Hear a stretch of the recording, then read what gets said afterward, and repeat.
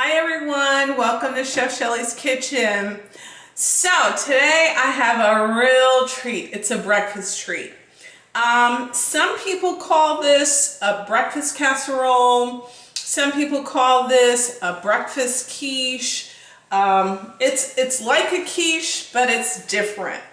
And I was inspired to come up with kind of this mixture, whatever you want to call it. I'm going to call it a breakfast casserole.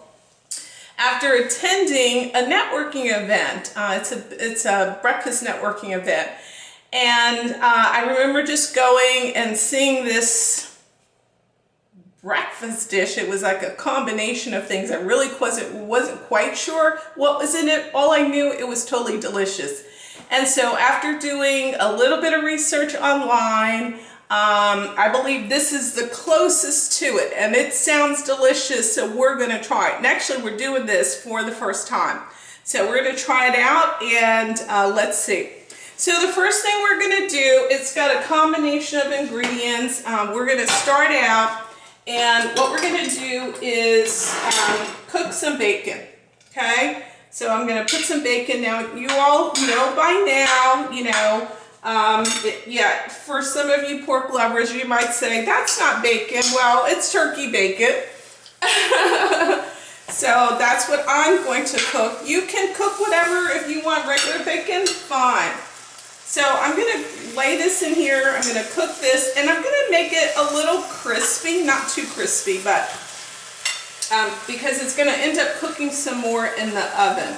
So what we're going to do here is just kind of, we're going to let this cook, and after this I'm going to turn the heat up just a little bit. I had it on medium to kind of start us out. We're going to kind of let that cook, and I'm going to then put it over here on my plate after it cooks a little bit. So we're going to let this cook like so.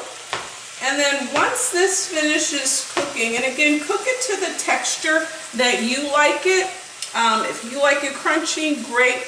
Cook it longer.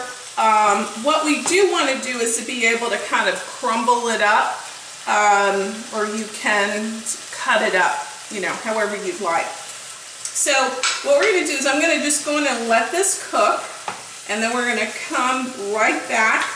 And then we are going to add our vegetables, okay? So let's let this cook for a little bit. I don't want to cook it too fast. And so let's do that, okay?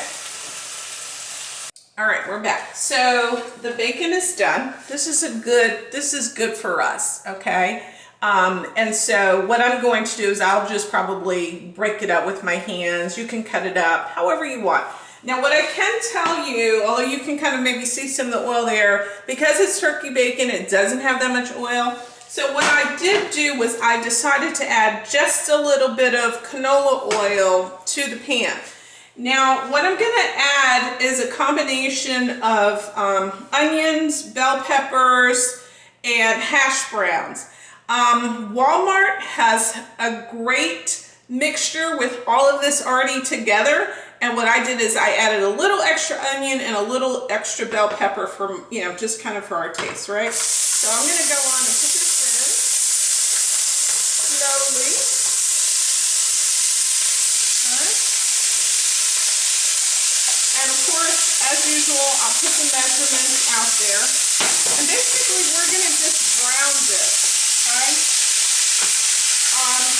You're going to want, and I know I'm talking over sizzling, let's just get this together first.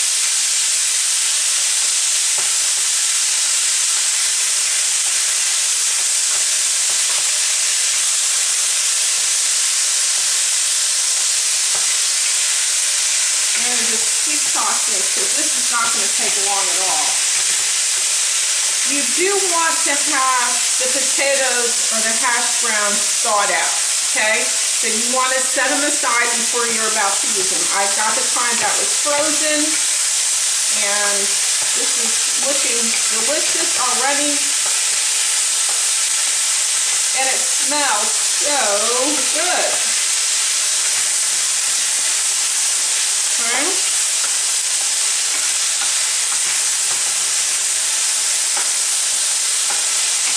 I've got my non-stick pan here.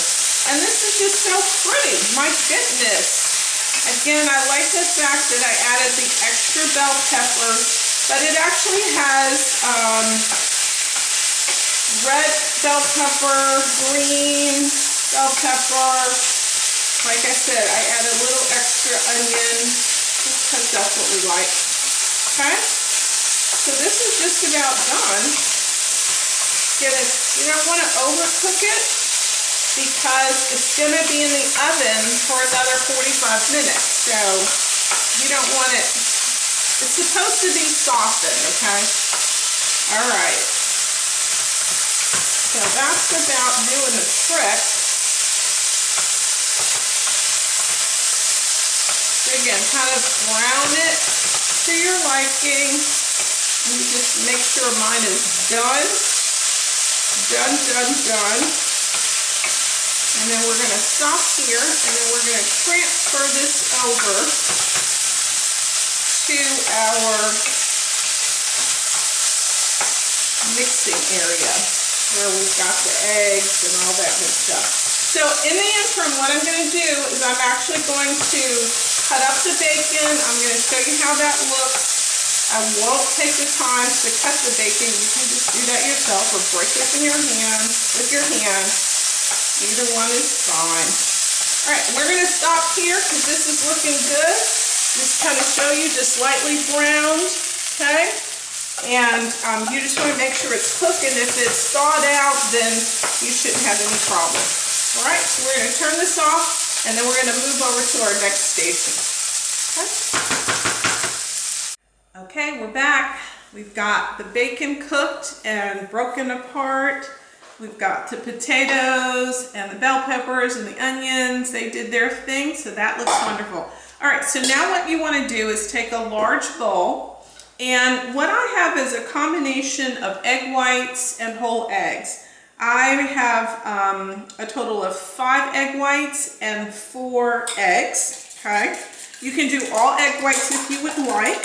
And you're just going to beat your eggs real nicely there.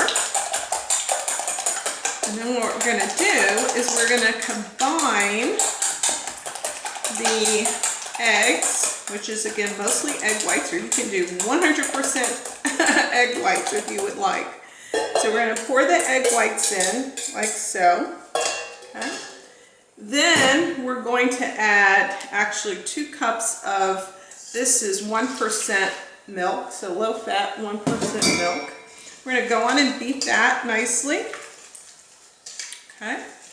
And then to this, I'm going to add salt and pepper to taste. So for me, I like to have kind of a nice coloring of salt and pepper. So I'm just going to sprinkle a little here and there. Remember, you've got some salt from your bacon, especially if it's pork. You've got a lot, okay? And then we're going to do the pepper, okay? And I like generous. I love pepper. So that's a nice little mixture there, and I'm going to just mix it together.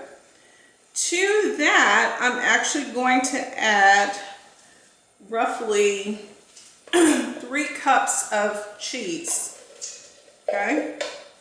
We're going to add our cheese mixture.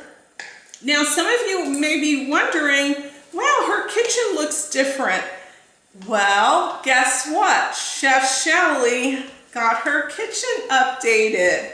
And so I went from a raised counter to just one big island, and I couldn't be happier. I had the pleasure of working with a gentleman out of Morrisville, North Carolina, with granite detail. His name is Mike. If you all are interested in his work, he did a fantastic job. I'd be happy to share his contact information, or you can just go online and look it up. But great job. All right, now to this, I'm going to add my bacon, and I just tore it apart with my hand. Okay, again, if you use regular bacon, obviously you'll be able to kind of crunch it up a little bit better. Okay, you can use more or less. I had about 8 pieces of bacon. Now, to that, we're going to add the potato mixture. with our onions and our bell peppers. I mean, just delicious stuff. Got that going on. No more salt gets left behind. Everything makes it into the mixture, okay? And I'm going to show you this as best as I can, but you're going to see it because I'm actually going to pour it in this glass bowl. So my casserole dish here is like a 2-quart casserole. It's an 8 by 11. You can use that or something a little smaller, but not much, because this is pretty much going to fill that up. I can already tell. All right, now before I move it, put it in, I do want to spray it. I like using Pam spray, and they've got all kinds of versions of it, but this usually works well for me, because again, this is a casserole. So I'm going to go on and just kind of pour this in here, and then what's going to happen, I have the oven preheated on 350.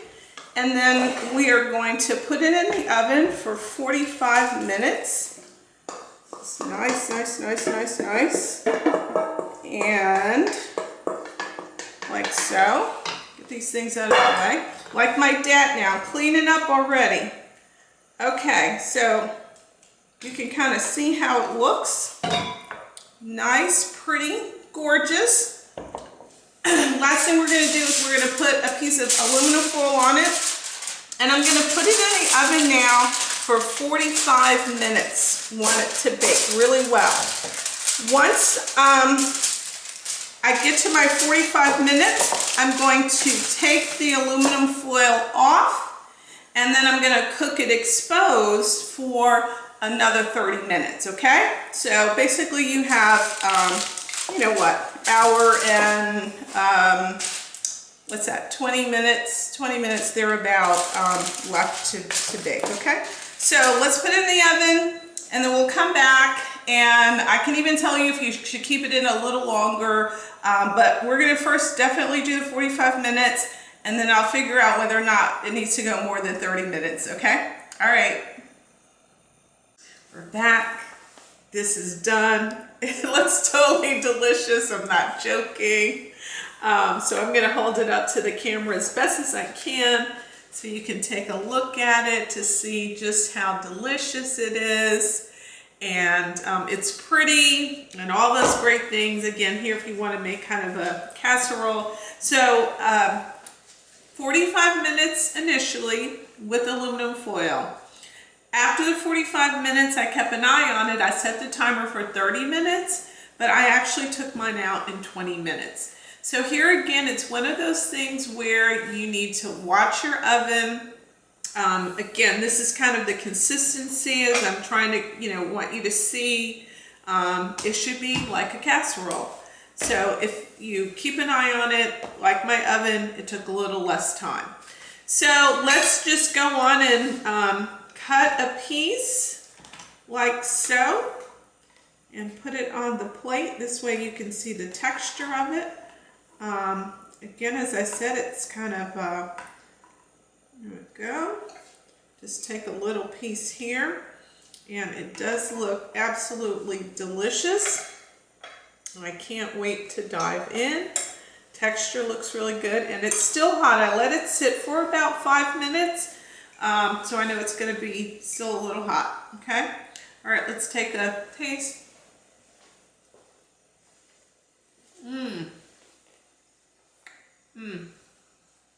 This is good. This is good. I love the potatoes. Just the right amount of salt and pepper. This is good. This is good.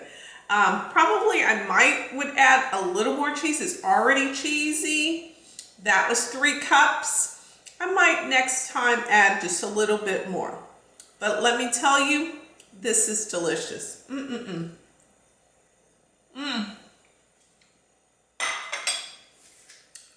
Until next time, I hope you enjoy. Bye-bye.